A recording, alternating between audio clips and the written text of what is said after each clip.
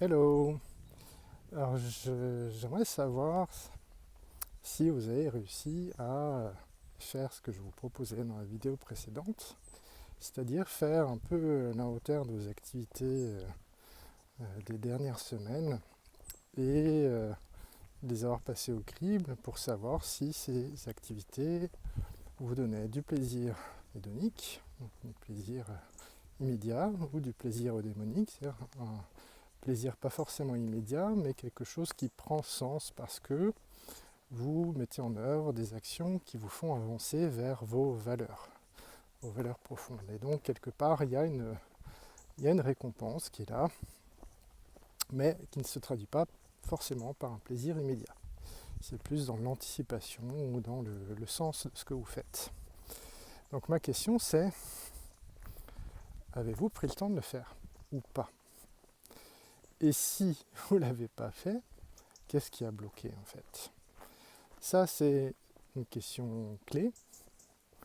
Et en tant que grand procrastinateur, expert Bac plus 5, ceinture noire 9e Dan,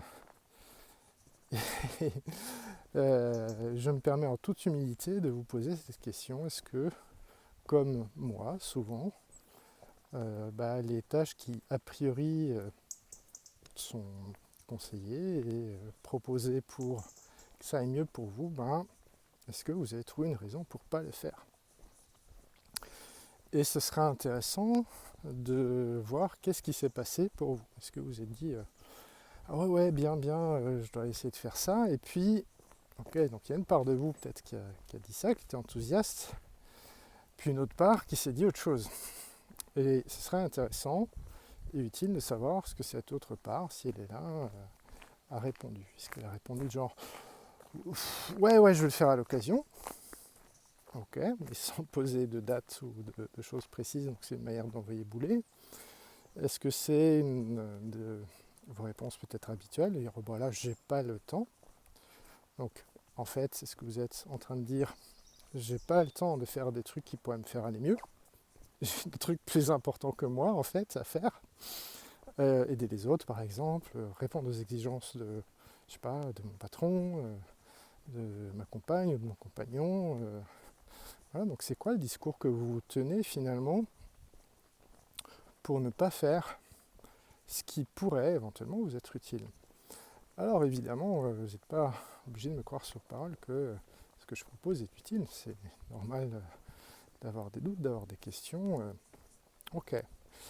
Mais du coup, comme dans la vie on n'est jamais sûr de rien, c'est quoi ce qui vous permet de prendre vos décisions, de passer à l'action? Parce qu'en fait, on n'est jamais sûr de rien dans la vie. Donc, il y a des critères de décision pour passer ou pas à l'action. Je serais curieux de savoir lesquels sont ces critères pour vous. Je pense que ce sera intéressant que vous les notiez en fait. Et du coup, quand il y a une tâche comme ça, potentiellement utile pour vous, mais peut-être qui risque de vous faire changer en fait, comment ça se passe dans votre corps? C'est quoi les sensations? C'est quoi les émotions?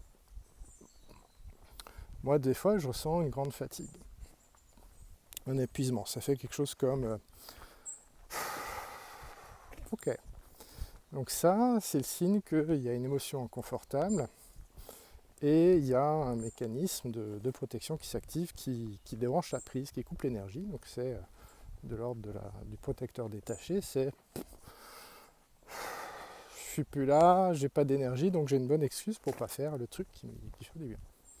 Chez moi, c'est beaucoup sur les tâches administratives que ça se passe. Donc, bienvenue au club. J'ai encore, moi, des zones de travail.